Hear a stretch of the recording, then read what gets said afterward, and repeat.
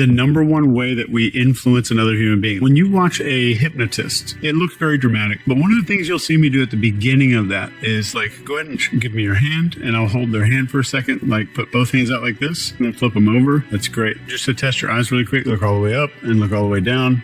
Look all the way left, look all the way right. All right, then spread your feet a little further apart, a little closer together. Actually, face this way. And I want to make them do like 50 things. None of the things that I just did with them are meaningful. None of them. Everything was micro-compliance. So this is how social media starts roping you in. This is how politics starts roping you in. This is how cult leaders will recruit you into a cult, and you don't realize that you're going through this massive amount of compliance.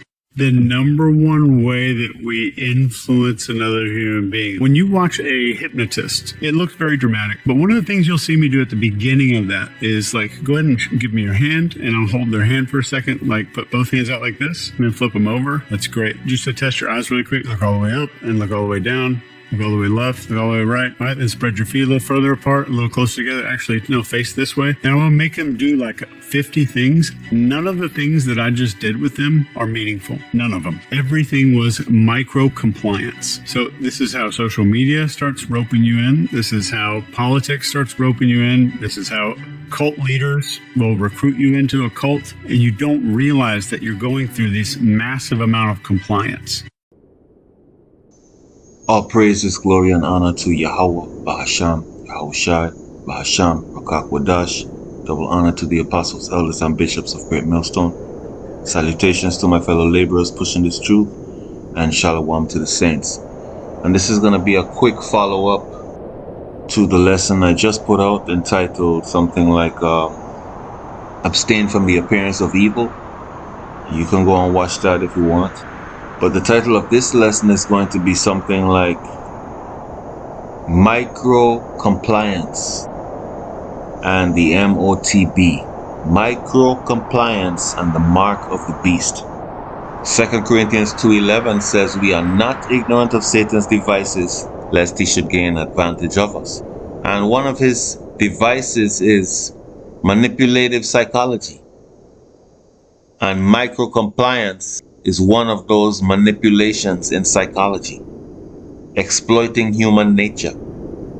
And as you saw in the intro, one of the best ways to influence people is to get them accustomed to doing what you tell them to do. Even with small little actions, once you can develop some kind of momentum, like you're pushing a car, and once you push it long enough, it begins to build up speed, right? Because of the momentum. It takes more energy and effort to move the vehicle than to keep it moving. And so in 2021, we saw that people were not so much against being told what had to be inserted into their bodies. They complied very easily. They fell victim to the wiles of the devil, the devices of the devil, such as fear, such as isolation, such as manipulation, deception. Okay? And now we see with this digital ID coming online, folks are being acclimated to surrendering their personal information and being controlled. So they're getting folks into the habit of compliance. Proverbs 22:6 says, train up a child in the way he should go, and when he is old, he will not depart from it. Speaking about compliance. All right. Now this is Jeremiah 13:23. Can the Ethiopian change his skin, or the leopard his spots? Then may ye also do good that are accustomed to do evil.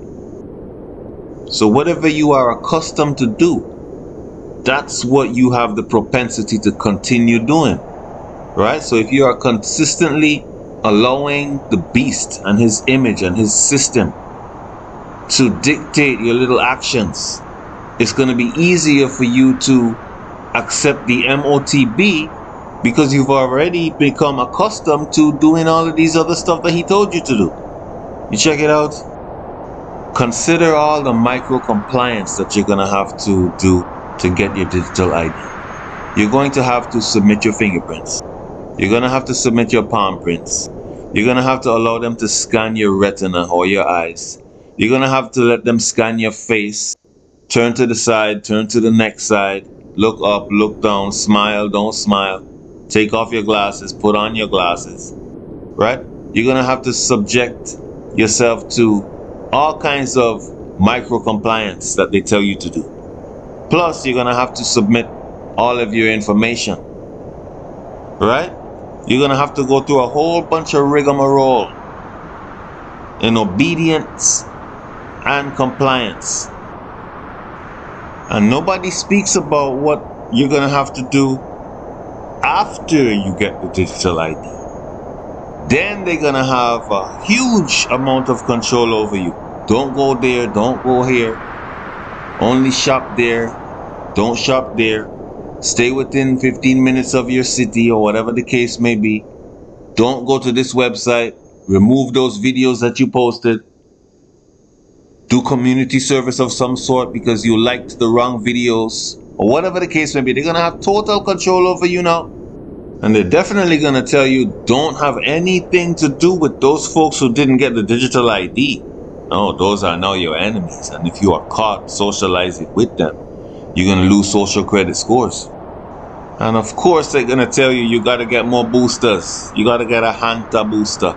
You got to get a bird flu booster. And you got to get another booster for COVID. Yes, they're coming with total control, and you're going to have to maintain your compliance on your knees. Total control over you as they just turn off your identity and then you're locked out of society. And because you had invested so much in getting access to society by all of these humiliation rituals, you're going to be more willing to sacrifice more of yourself in order to maintain it. It's the sunk cost fallacy, another psychological tool that is weaponized against you.